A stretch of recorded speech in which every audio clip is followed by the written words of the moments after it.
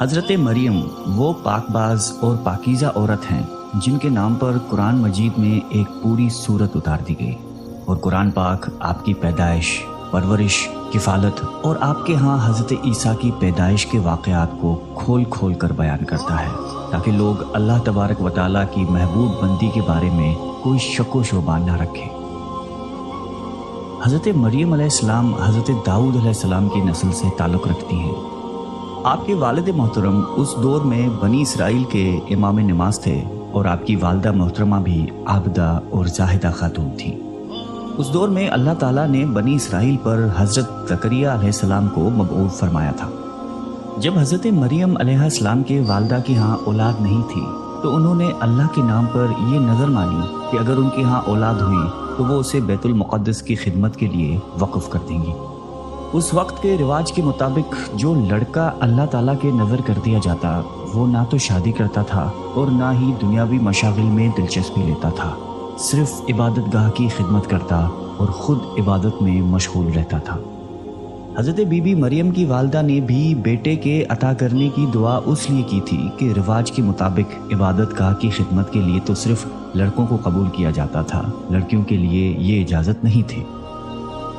چنانچہ بیٹے کی جگہ جب بیٹی پیدا ہوئی تو ماں کو یہ فکر ہو گئی کہ اس کی نظر قبول نہیں ہوگی، کیونکہ دستور کے مطابق لڑکی نظر کرنے کی ممانعت تھی۔ اسی کشمکش میں اللہ تعالیٰ سے یہ دعا کی کہ اے رب، میں نے تو لڑکے کی درخواست کی تھی، لیکن جو اللہ تعالیٰ کی ذات بابرکت کا علم ہے وہاں تک انسانی سوچ کیسے پہنچ سکتی ہے؟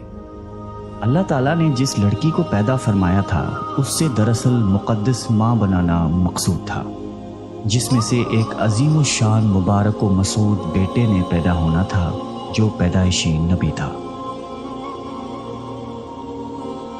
بہرحال حضرت مریم کی پیدائش ہو جاتی ہے اور مدت رضاعت ختم ہوتی ہے تو آپ علیہ السلام کی والدہ محترمہ آپ کو بیت المقدس لے جاتی ہیں تاکہ مجاوروں کے سپرد کر کے اپنی منت پوری کریں۔ وہاں مجاور جھگڑنے لگتے ہیں، ہر کوئی یہ چاہ رکھتا ہے کہ حضرت مریم کی کفالت اس کے سپرد کی جائے۔ پھر یہ فیصلہ ہوا کہ مجاورین وہ قلم جس سے وہ توریت لکھتے تھے پانی میں چھوڑ دیں، جس کا قلم پانی کے بہاؤ میں بہنے کی بجائے الٹا بہے وہی حضرت مریم کی کفالت کا حقدار ہوگا۔ اس مقابلے میں حضرت زکریا بھی شامل تھے۔ ان کے قلم کو اللہ تعالیٰ نے پانی میں بہاؤ کے الٹے طرف بہایا اور ان کی پرورش کے حقدار ہو گئے، اور بی بی مریم کو اللہ کی منشا کے مطابق حضرت زکریا کی کفالت میں دے دیا گیا۔ حضرت زکریا کی بیوی حضرت مریم کی خالہ لگتی تھی، اس لیے ان سے بڑھ کر ان کی پرورش اور کون کر سکتا تھا۔ اسی طرح حضرت مریم بیت المقدس میں رہائش پذیر ہو گئی۔ آپ کے لیے ایک کمرہ مخصوص کر دیا گیا جہاں حضرت زکریا کے علاوہ اور کوئی نہیں جا سکتا تھا۔ آپ دن رات اللہ تعالیٰ کی عبادت میں مشغول رہتی تھی۔ جب بھی حضرت زکریا آپ کے پاس آتے تو وہ حیران ہوتے، کیونکہ آپ کے پاس بے موسم پھل موجود ہوتے تھے۔ گرمیوں کے پھل سردیوں کے موسم میں اور سردیوں کے پھل گرمیوں کے موسم میں آپ کے حجرے میں موجود ہوتے تھے۔ حضرت زکریا کی حیرت بجا تھی، تبھی حضرت مریم سے پوچھا کہ یہ پھل کہاں سے آتے ہیں، کون دے کر جاتا ہے آپ کو؟ حضرت مریم پرسکون ہو کر فرماتی ہیں کہ اللہ کے پاس سے۔ تبھی حضرت زکریا نے اللہ تبارک و تعالیٰ سے وارث کے لیے دعا فرمائی۔ آپ کی بیوی کے بانجھ ہونے کے باوجود معجزۂ خداوندی سے آپ کے یہاں حضرت یحییٰ کی ولادت ہوئی۔ حضرت مریم کی عظمت اور فضیلت کو رب کریم نے بار بار قرآن مجید میں فرمایا ہے اور اپنی مومنہ بندی کی پاکیزگی اور پاک دامنی کا اعلان کیا ہے۔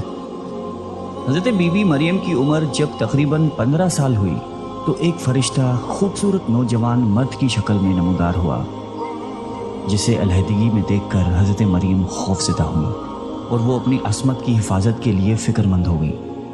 گو کہ فرشتے کے چہرے پر تقویٰ کے آثار نمایاں تھے، تاہم بی بی نے اپنی عصمت کی حفاظت کے لیے خود کو اللہ کی پناہ میں دے دیا۔ یہ ایک عفت اور پاک بازی کا ایک طرح کا امتحان تھا جو اللہ کے خاص بندوں پر اکثر ہوتا ہے۔ آپ نے اس شخص سے کہا کہ وہ وہاں سے چلا جائے۔ ان کی پریشانی دیکھ کر نوجوان نے کہا کہ گھبرانے کی ضرورت نہیں، میں इंसान नहीं हूँ, अल्लाह ताला की तरफ से भेजा हुआ एक फ़रिश्ता हूँ। आने की वजह बताते हुए फ़रिश्ते ने कहा कि आपको एक पाकीज़ा और मुबारक व मसऊद बच्चे की विलादत की खुशखबरी देने आया हूँ। हज़रत मरियम को इंतहाई ताज्जुब हुआ। वो बोली कि ये कैसे मुमकिन है, क्योंकि वो शादीशुदा नहीं थी। फरिश्ते ने कहा कि उससे पहले अल्लाह ताला हज़रत आदम अलैहिस्सलाम को माँ और बाप दोनों के बगैर पैदा फरमा चुका है, और हज़रत हव्वा अलैहिस्सलाम को सिर्फ मर्द के वजूद से पैदा फरमाया गया।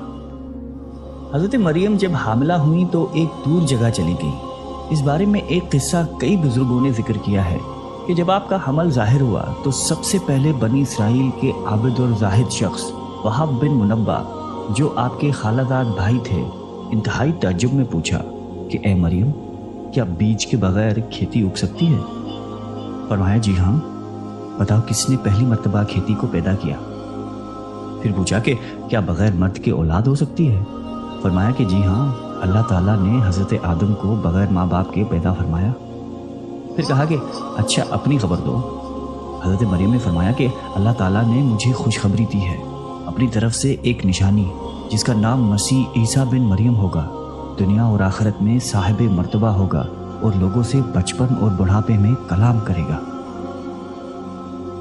मोहम्मद बिन इसहाक फरमाते हैं कि जब हज़रत मरियम के हामिला होने की खबर बनी इसराइल में आम हो गई तो बहुत से अफराद ने हज़रत ज़करिया के घर आना जाना बंद कर दिया और आप पर इल्ज़ामात और बहतान लगाने लगे।